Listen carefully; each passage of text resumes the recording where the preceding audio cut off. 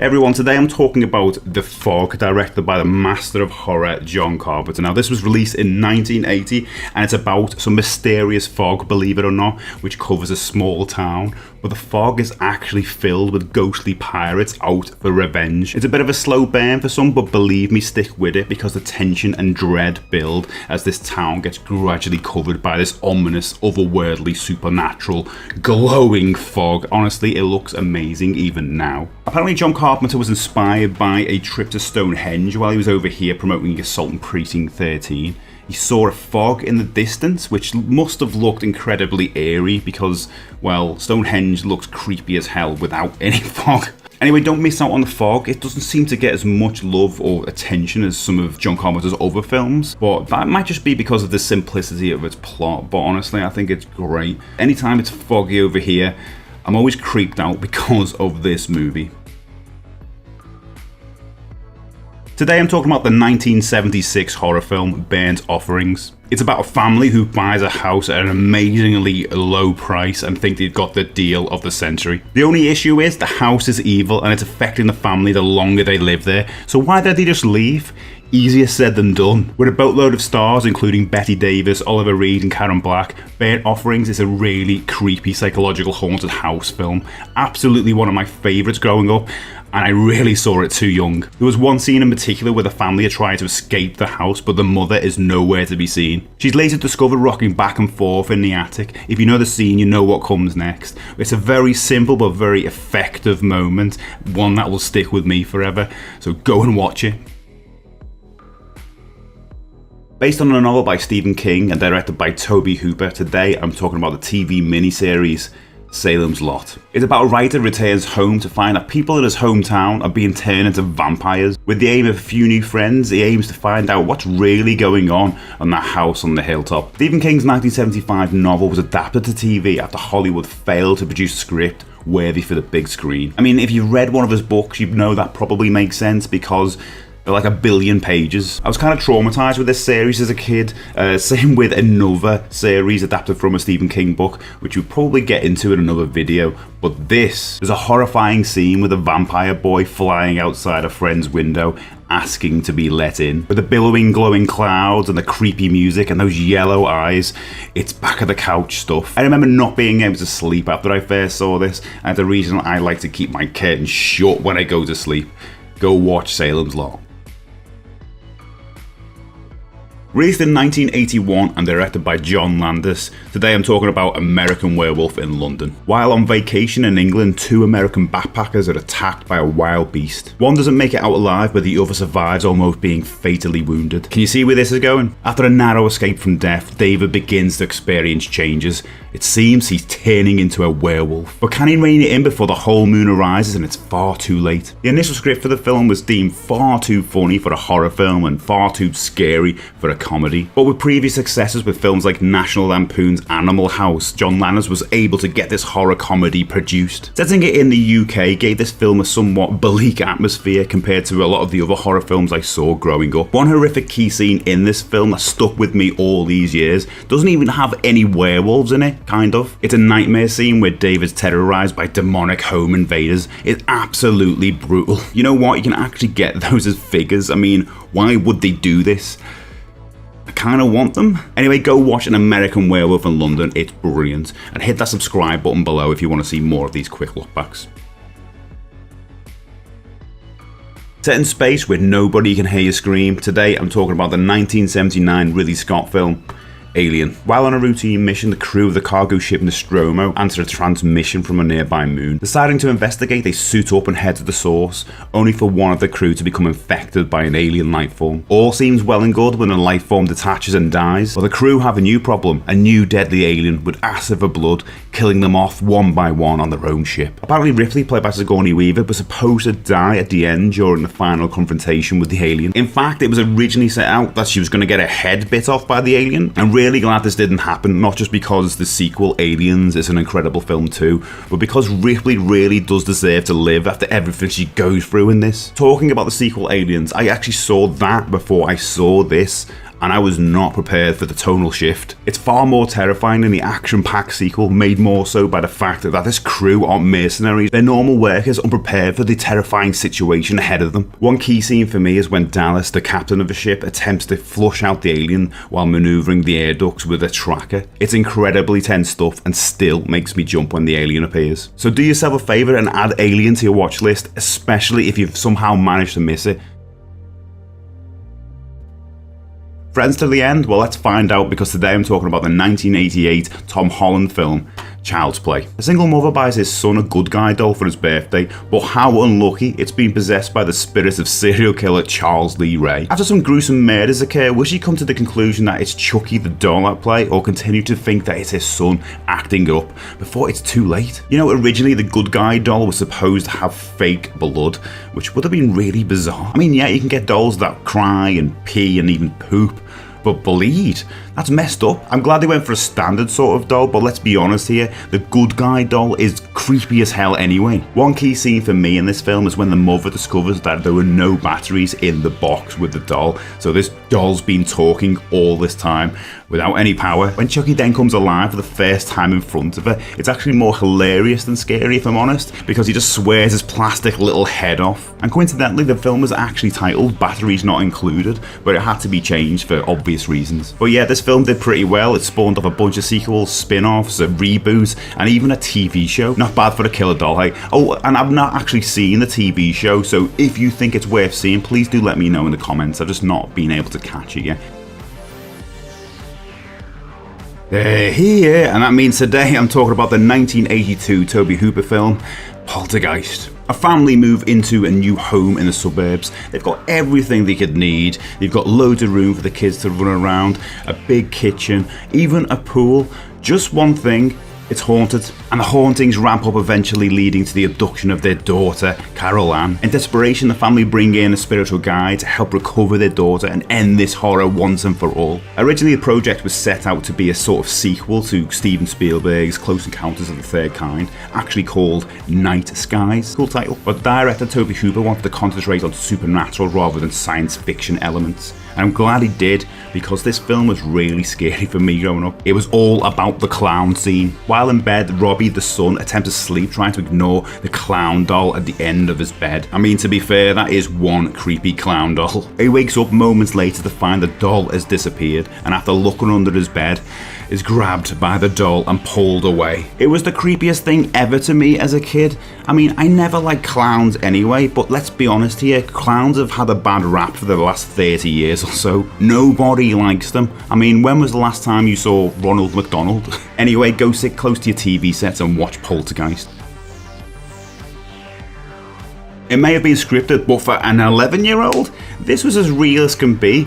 Today we're talking about the 1992 TV film, Ghostwatch. Filmed as a live reality TV mockumentary on Halloween night, Ghostwatch follows the spooky goings-on around the Early family. Make it out alive? An estimated 1 million people phoned in to either give praise or complain the night Ghostwatch was shown. And if you were lucky to get through, as most hit the engage tone, you were reassured that this was just a TV show, it wasn't real. But for the rest of us, this was a nightmare that would stick with us for years to come. And the reason it was so effective was not just because a lot of us were impressionable young kids at the time. I mean, that helped. But it was also because the presenters/cast were believable. For example, Michael Parkinson was a renowned serious TV interviewer, and Sarah Green, a children's TV presenter, both of whom you wouldn't expect to take part in something like this. It was genius casting, and I remember that Halloween night vividly. I just come back from a successful night's trick-or-treating with my brothers. I had a bag full of sweets and goodies. I was living the high life. Then we sat down to watch Ghostwatch. Anyway, go watch Ghostwatch. It's still really spooky, even when you know it's not real. It's time to tear your soul apart, because today we're talking about Clive Barker's 1987 film, Hellraiser. Chasing the ultimate thrill, Frank opens a mysterious puzzle box that literally tears him apart and is taken by mysterious demonic creatures called Cenobites. Time passes and his brother Larry moves into the house where Frank dies, and he accidentally wounds himself, shedding blood on the floor. This results in somehow resurrecting Frank, although not fully. Secretly teaming up with Larry's wife, who he promises to run away with, they plan to lure hapless men into the room and murder them so Frank can fully heal. It's up to Larry's daughter, Kirsty, who also, after opening the box, strikes a deal with the Cenobite to return Frank to them. But will she do so in time before they take her instead? Wow, that was not an easy one to surmise. This was a very different horror experience for me as a kid. I was used to seeing slasher villains like Freddy and Jason, but this was way out there. It was more psychological than the other films, I guess, what with the discussions of pain and pleasure and things like that. Yeah, you ain't gonna get that sort of thing in a Halloween film. But yeah, as a kid, it definitely felt gory and definitely something I shouldn't have watched. I mean, just look at the cover. I do actually remember going into a video shop and being completely freaked out by this image. It was crazy. I mean, what other kid wouldn't? But it didn't stop us watching it or any other horror films in general, because it's the reason we like roller coasters. We just crave that thrill. You know, like Frank in the film opening the box. We couldn't resist. So don't resist adding Hellraiser to your list if you've not seen it. It is a classic. It's the night he came home, because today we're talking about John Carpenter's 1978 film, Halloween.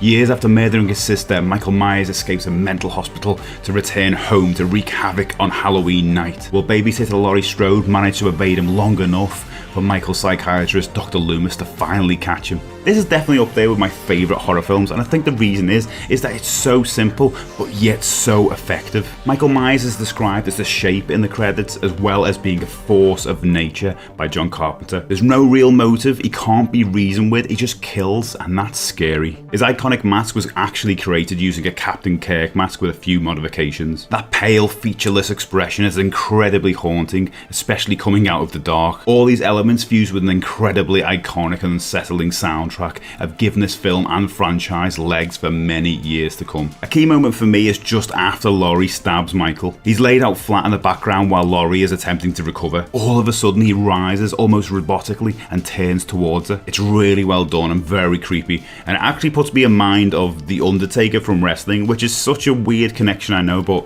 hey, they're both undead. But anyway, go watch Halloween, it's an absolute horror classic. If this one doesn't scare you, you're already dead, because today we're talking about Don Coscarelli's 1979 film, Phantasm. Mike discovers that the bodies of his recently dead parents have been stolen by a mysterious figure called the Tall Man. With the help of his brother Tommy and his friend Reggie, they'll try to stop the Tall Man and his army of dwarfs, before he can complete his devilish plan. Yeah, it's as weird as it sounds. Just wait until you find out why they're stealing bodies. I came to Phantasm quite late, pretty much in the last 5 years or so. I love it. It has a really odd atmosphere to it, quite surreal, and you're never quite sure what's going on. It's like a nightmarish fever dream in parts, and I guess that's kind of its appeal. The main musical theme used throughout is synonymous with the franchise, and dare I say, just as iconic as, say, the Halloween theme. One memorable scene for me, and a part that's become a main staple for the series, is the flying sphere scene. Mike breaks into a funeral home to find out what's going on, but he gets cornered and grabbed by a caretaker. Meanwhile, a flying silver sphere is doing the rounds and heads for Mike at full speed. Mike moves out the way just in time, and the sphere penetrates the caretaker's head and drills right into it. It's gruesome stuff, and it's crazy to think that this idea came directly from the director's nightmares. Talking about the director, Phantasm had such a low budget that Coscarelli was responsible for writing, directing, and editing the film. That's a feat. Quite remarkable, really, for a film that spawned a bunch of sequels. Anyway, go watch Phantasm. Yes, it's weird, but it's really kind of cool too. It's the ultimate experience in grueling terror, because today we're talking about Sam Raimi's 1981 film, The Evil Dead. A group of friends travel to a cabin in the woods for a vacation. After listening to an audio recording, they inadvertently unleash a demonic presence. One by one, they're possessed and killed off, leaving just one man, Ash Williams, played by the brilliant Bruce Campbell. Will he be able to defeat the Evil Dead before it's too late? The Evil Dead is an incredible film. Not only is it exceptionally scary, it's so masterfully done. It's an amazing achievement for such a low budget. A budget partially raised by the short film prototype they created called Within the Woods. I think people forget just how scary the first Evil Dead is because of all the comedy that was infused in the sequels and the TV series. I think it's scary because it plays it straight and takes away that safety and numbers premise, because anybody can turn into a demon. You know, similar to in John Carpenter's The Thing, which we'll get to eventually. For me, this was the first gore gory film I ever saw. In fact, a babysitter put it on for me. Not on purpose, I hope. They just put on a mislabeled VHS tape and walked out of the room. They must have thought it was gummy bears for all I know. Anyway, let's just say it affected the hell out of me and latched on like a demonic presence from the film. A key scene in the film for me is pretty much where hell lets loose. Linda and Shelley are playing cards and Cheryl starts to somehow call them out one by one as if by magic. She then turns around, obviously possessed by a demon, levitates and starts screaming at them that they're all gonna die. It's really sinister and culminates in her stabbing Linda's ankle with a pencil. That was a hard image for me to shake as I was lying in bed as a kid. So yeah, go watch The Evil Dead and you can have nightmares too. Six Soldiers, Full Moon, No Chance. Today we're talking about Neil Marshall's 2002 film, Dog Soldiers. A group of soldiers on a training exercise on the Scottish Highlands are attacked by werewolves. Holding themselves up in a seemingly deserted house, they're surrounded and attempt to wait it out to the next day. I've never been particularly scared by werewolves. Sure, American Werewolf in London and The Howling have their moments, but I think it took till Dog Soldiers to be creeped out by them. They're portrayed as ferocious, savage beasts, but they work together. They have an agenda, but there's no reasoning with them, and for the most part, they have no humanity. In that way, they come across otherworldly, above us in the food chain, like the vampires in, say, Near Dark or 30 Days of Night. I think that's why normally, for me, werewolves aren't scary. As soon as you connect to their humanity, of which they're usually struggling to not want to be a werewolf, you have an emotional connection to them. That disables some of the fear for me, and that trope doesn't really exist or occur in Dog Soldiers. A key moment for me in the film is where the soldiers are retreating through the woodland area away from the werewolves. We're not actually sure what's chasing them at this point, but we do see some shadows and quick shots of the werewolves moving through the trees. I remember feeling really unsettled this part in the cinema. You really weren't sure how the soldiers were going to make it out alive. So yeah, go watch Dog Soldiers. It's a great modern werewolf film.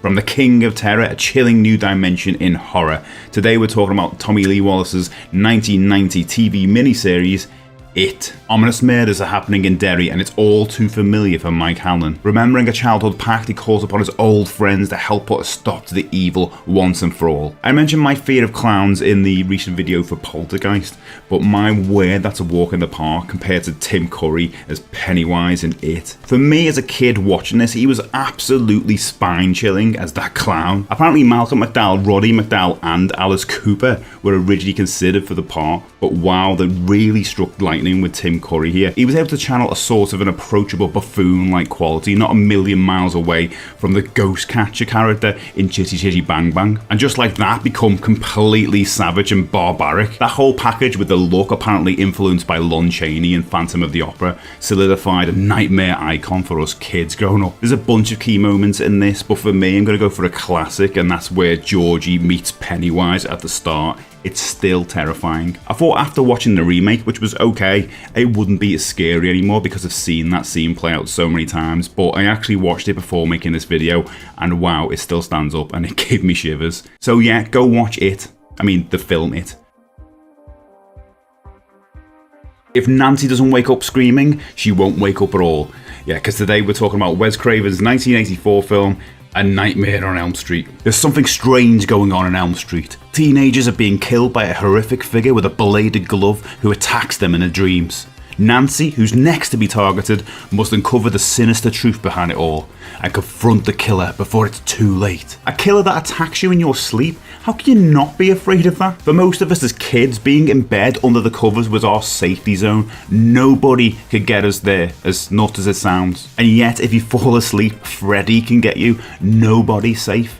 What a great idea and what a great character. And this is going to sound strange, but I was a really big fan of Freddy Krueger when I was a kid. Maybe I just seen so much weird stuff at that time that I just became desensitized to the horror of it all. But Freddy was kind of cool, kind of likable for a serial killer. I mean, he made jokes, he even sang.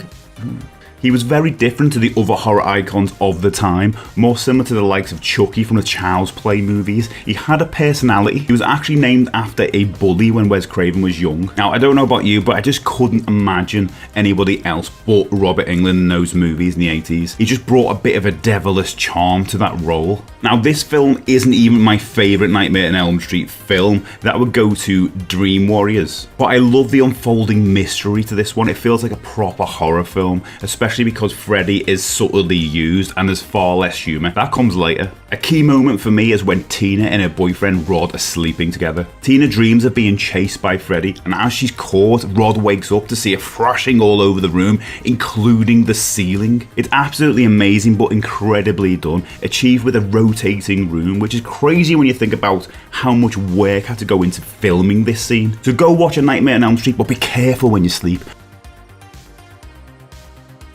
The scariest movie of all time.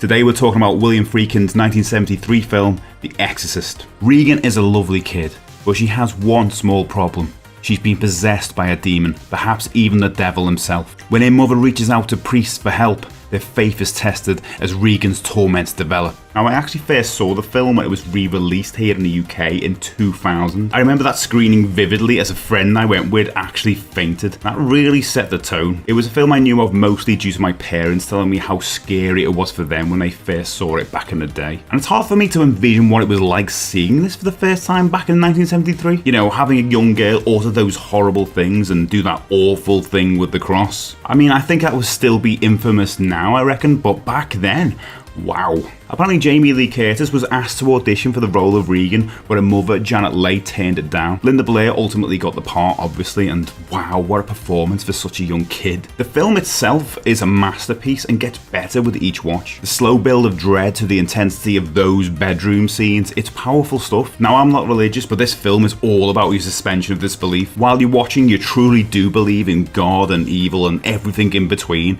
and I think that's the mark of a really good movie, to, you know, bring you into its world as if you're one of its citizens. It's something that stands apart from the other horror films I've mentioned too, and one I'd say is a must-see for non-horror film fans. It's just a great movie. A key moment for me in the film is at the end, where Father Karras demands that the demon leave Regan and possess him instead, and after doing so he jumps out of the window and tumbles down those iconic stairs. It's such a great climax to the film, and maybe one day I'll be able to visit those stairs, but, you know, I won't be tumbling down them. So yeah, go watch The Exorcist. The power of Christ compels you, or well, I do anyway.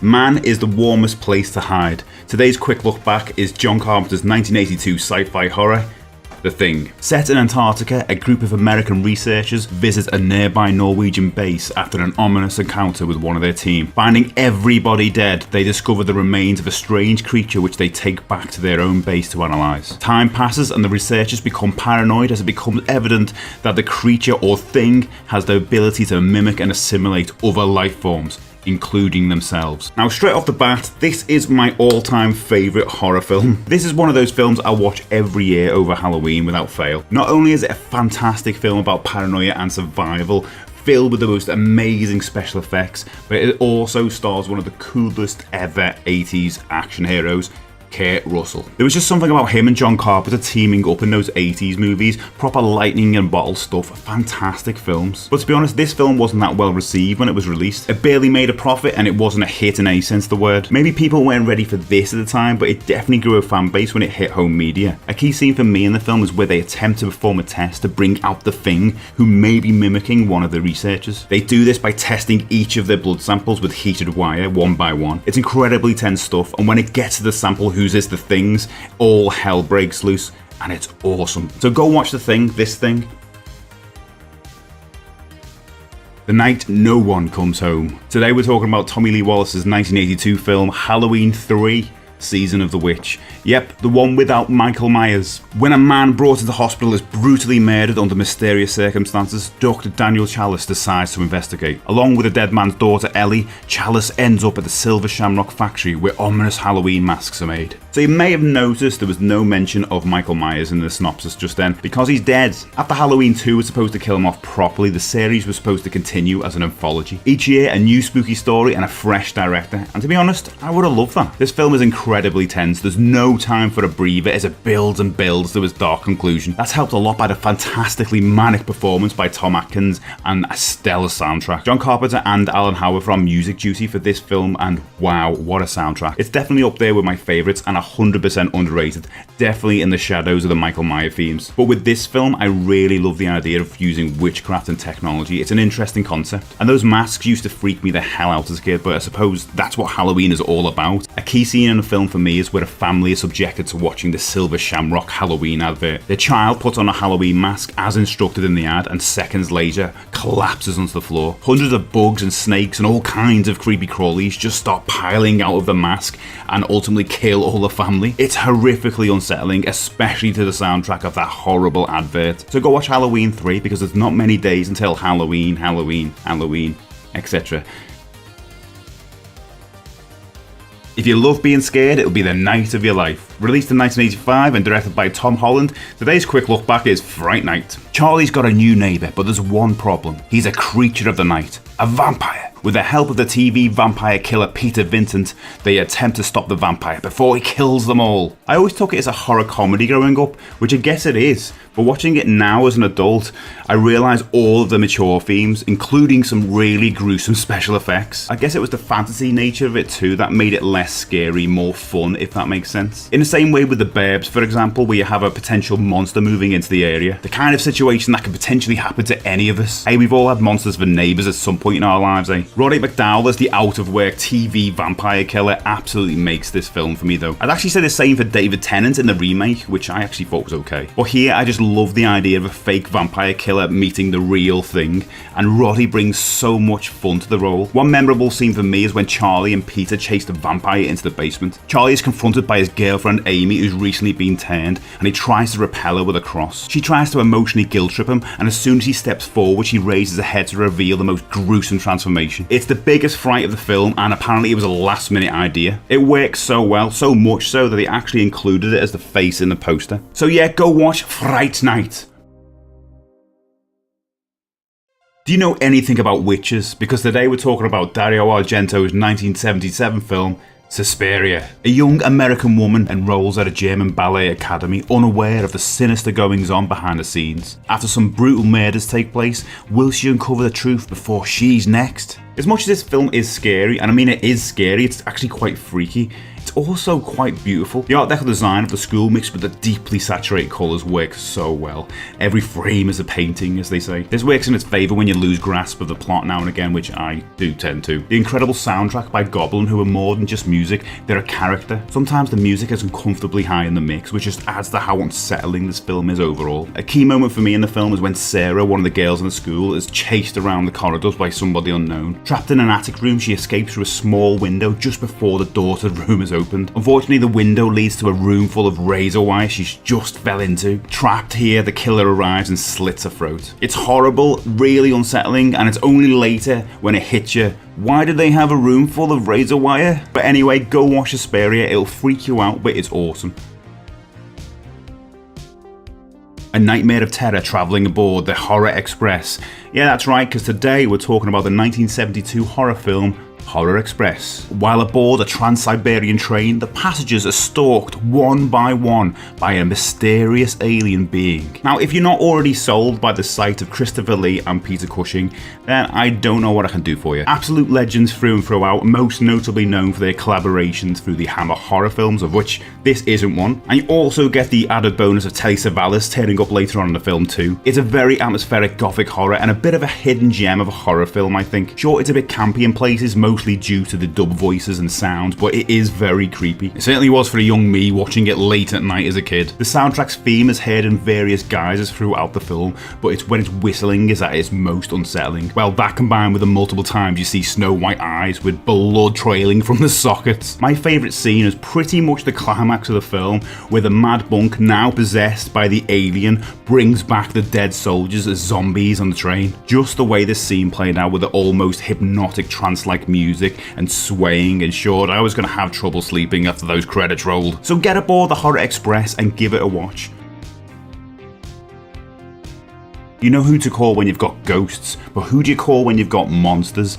Well, in today's quick look back, we're looking at the 1987 film, The Monster Squad. Dracula is back, and he's not alone. The only people standing in his way are the Monster Squad, a bunch of monster-obsessed kids. Can they defeat him and his cohorts before he finds a magical amulet and takes over the world? Okay, so this is the first kids film on my list, because we're not counting Fright Night. I was struggling with whether or not to put this on the list, but at the end of the day, it has classic monsters in it, and it captures the spirit of Halloween wonderfully. It's essentially a spooky version of the Goonies, and I loved it growing up. It's so much fun watching the kids battle these classic monsters, and oh my word, the monsters look good in this film. But yeah, just because this is essentially a kids film doesn't mean it isn't spooky or it doesn't lack those adult themes. It is a 15 certificate over here, probably due to the violence and swearing. And Dracula is actually quite menacing in this film at times, definitely the source of creepiness for a young me. A key moment for me in this film is actually a key quote. Everybody knows that Wolfman's got nards line because it was so fun to say as a kid. If you knew somebody had watched that film as a kid, you'd be sure they'd appreciate that reference. So go and watch The Monster Squad if you want to find out if the Wolfman's got nards.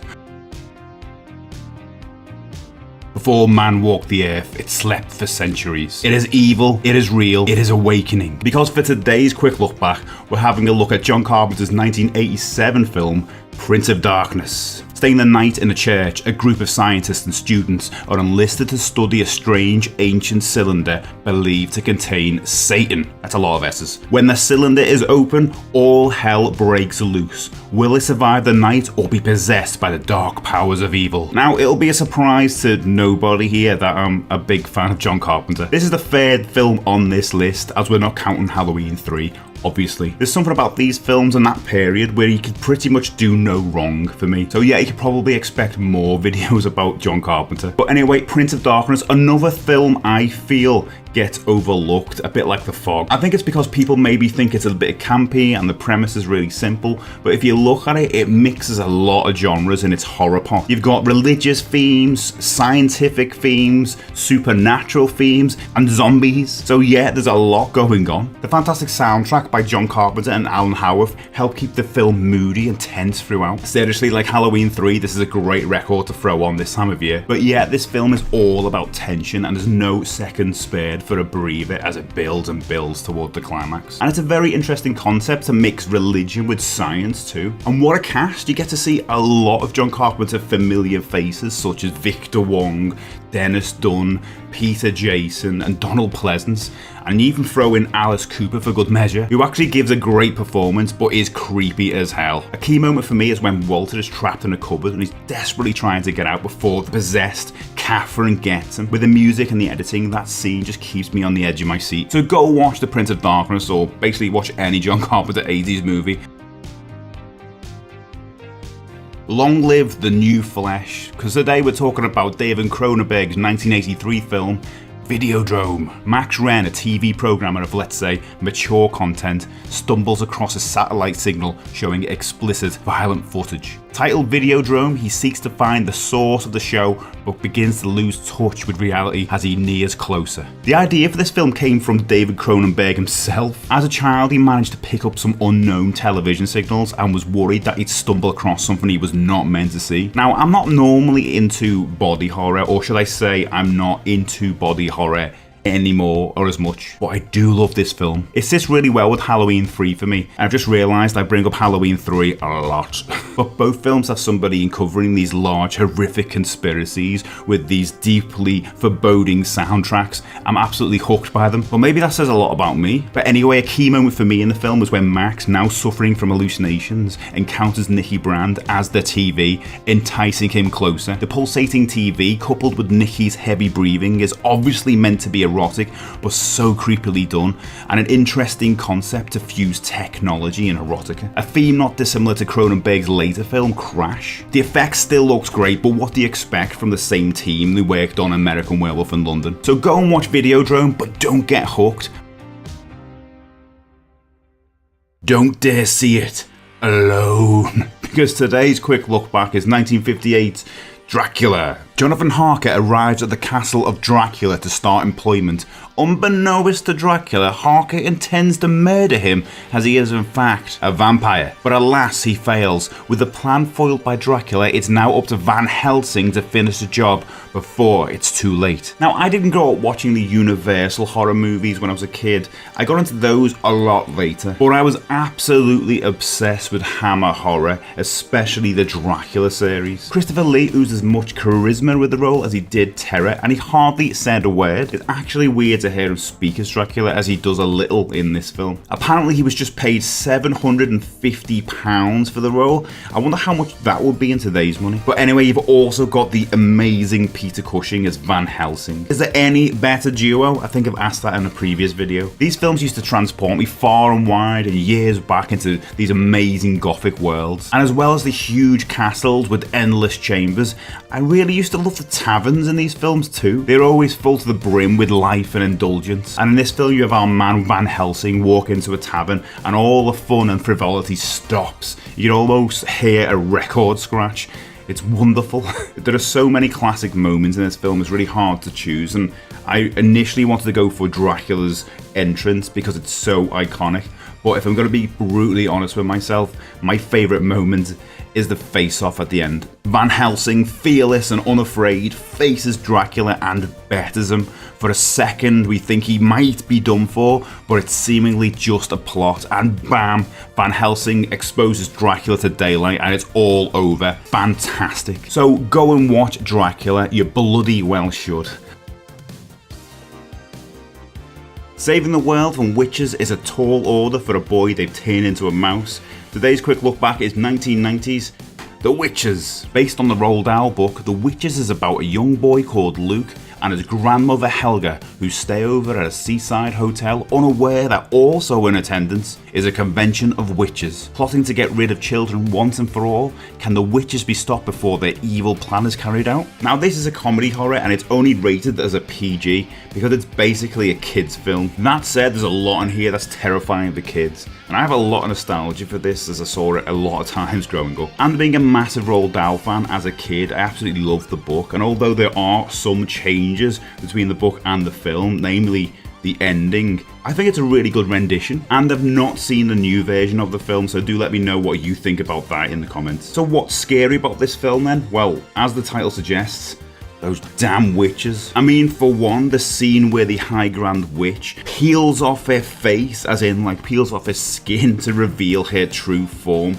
It's terrifying, really. Like, oh my word, that is scary, especially to a child, and I'll probably put it on the thumbnail, so you can thank me for that later. It's amazing makeup and special effects, and you know, it doesn't come as a shock really when you find out it's the Jim Henson Company. And notably, Jim Henson and Roald Dahl sadly passed away this year was released, meaning this was the last film Jim Henson worked on. And wow, the effects are great, especially like how they did the talking mice. Today they just use CG, wouldn't they? And it wouldn't be as effective, I don't think. An important thing for me to note about this movie is I really love the relationship between Luke and his grandmother in this film. She instantly believes Luke when he tells her he saw a witch. This is pretty unusual in any film where a kid tells an adult something. She kind of reminds me of my nan, who would have believed me too, I reckon. But anyway, go watch The Witches. It's wonderful. On Friday the 13th, they began to die horribly one by one. That's because today's quick look back is 1980s Friday the 13th. Years after some brutal murders, Camp Crystal Lake is reopening. Unfortunately, the new camp counselors are being stalked and killed off one by a mysterious killer. Will any of them make it out of Camp Crystal Lake alive? It was inevitable Friday the 13th was going to be on the list. I've already done Halloween and Nightmare on Elm Street, and it just feels wrong to miss this one out. It's just as much a classic as the others. Now, saying that, it's not my favourite instalment of the series, that would go to Jason Lives, but if you're like me, you like to start at the beginning. And in this film, there's no hockey mask, no Jason, but of course there are kills, and that's where it excels. The effects of some of these kills, although a bit primitive by today's standards, are still pretty brutal. I mean, take Kevin Bacon's death where he gets an arrowhead through his neck from underneath the bed. That's really inventive and still nasty as hell. Now, if you're not aware, and I don't believe there is anybody who doesn't know this, Jason Voorhees is not the killer. There's no hockey mask, as I said before. It's Jason's mum, Mrs. Voorhees. She is the killer in this film. She's out for revenge after her son died in the lake. The camp counselors at the time are canoodling in a bar where they should have been watching him. At the time, that reveal must have been a shock, but to be fair, she only turns up at the end anyway, and it's hard to believe somebody that size could have killed that many people in cold blood. But whatever, it's iconic, because you also get to see where the ma sound comes from. Again, if you didn't know, it's sampled from when Mrs. Voorhees says kill her mummy, me. I really love that sound ties every sequel back to the original film. Anyway, if we're gonna have to pick a key moment in this film, it's gonna have to be the ending. Let's be honest. Being the only survivor, Alice lays in a boat in the center of the lake while some lovely soft music plays. As we zoom into her looking super happy to see the police arrive, a young Jason dives out of the water and grabs her. It was seemingly just a dream, but a great fake out, and it was apparently suggested by Tom Savini as a good way to wrap up the movie, just like Carrie. Anyway, go watch Friday the 13th, it's iconic. We're shopping and cost you an arm and a leg. Today's quick look back is 1986's Shopping Mall. A group of teenage employees stay overnight at a high-tech mall, unaware that its security robots have dangerously malfunctioned. Will they make it out alive before the robots kill them all? Now let me start with saying this. This isn't a good film. The acting isn't great and it's not remotely scary. What it is though is a lot of fun and I absolutely love it. It's obviously a low budget slasher horror, and with that comes some quirks. And those quirks are the killbots. Yes, you heard me, killbots. That was actually intended to be the name of the film, but it didn't work with test audiences, so they went with Chopping Mall, which is a brilliant pun, but it's just a shame that there's no chopping in the film, and they're absolutely awful. They make so much noise, and they're so slow, it's ridiculous. You'd understand it if it was the Terminator coming after these teenagers, but it's like they have to wait for the robots to catch up to kill them. Talking about the Terminator, well, Arnie. Film Commando was apparently shot in the same mall as in this film. I'll never watch this film the same way again. My favourite moment in the film is where Leslie gets her head blown up by one of the killbots. The killbot then turns to the onlooking horrified teenagers and says, "Thank you, have a nice day." It becomes a bit of a catchphrase, but it's hilarious. So anyway, go watch Chopping Mall. It isn't scary, but you might have a good laugh. 6 students are about to find out that their teachers are really from another planet. Today's quick look back is 1998.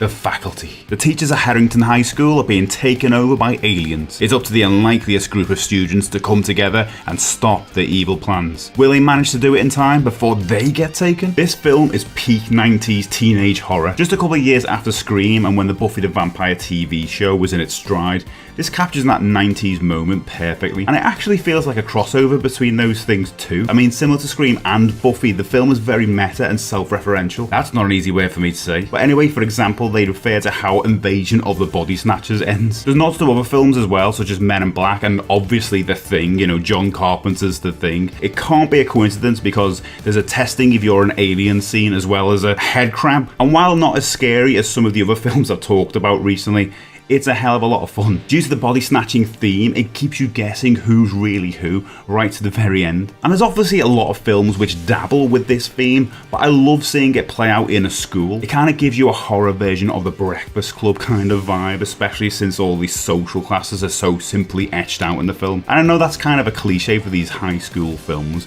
but I was around the same age as these characters when I first saw the film, so I thought I could kind of relate to some of the things they were going through, you know, apart from the teachers becoming aliens.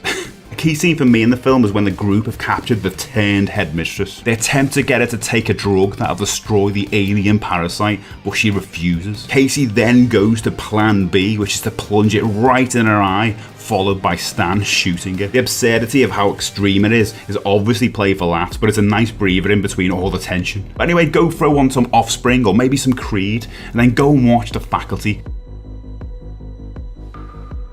They will make cemeteries their cathedrals and the cities will be your tombs. Well, that's lovely, isn't it? Today's quick look back is 1985's Demons. A group of random people attend a mysterious film premiere at a recently reopened cinema. While trying on a mask in the foyer, somebody gets cut, causing a deadly demon-inducing infection. Now, finding they're all unable to leave, they're trapped and stalked by demons. Will anybody find their way out before they're all infected? This scared the hell out of me as a kid. Honestly, I remember watching this film at a cousin's house when I was way too young and impressionable to do so, and I just couldn't remove some of the scenes from my head afterwards. It's a brutal film, especially if you're not used to gore, and oh my word, there is gore. It's gonna be really tough to show clips for this one. But yeah, now as an adult, I bloody love it. I mean, watching it now, it's definitely a leave your brains at the door affair with this one, as once the plot is set, it's just a case of spiraling out of control for the rest of the film. So don't expect much in terms of story or character development. It's more about the gore, the special effects, and the set pieces, which are really cool, to be honest. I mean, riding around on a motorbike, chopping away at demons with a sword while heavy metal plays,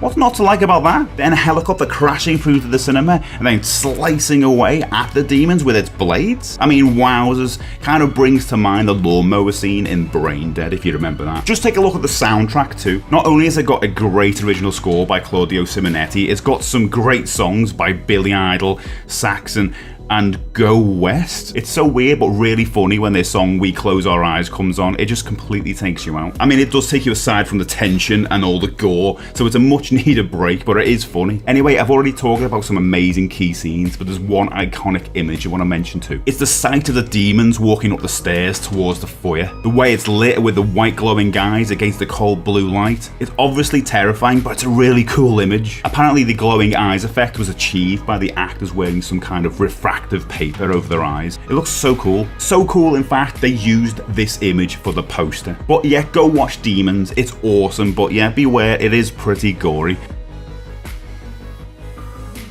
They're here to save the world, because today's quick look back is 1984's Ghostbusters. A group of scientists denied funding at their university decide to open up their own business removing ghosts in New York City. As the paranormal activity dangerously increases, will they have what it takes to save the city before it's too late? First off, let me say this.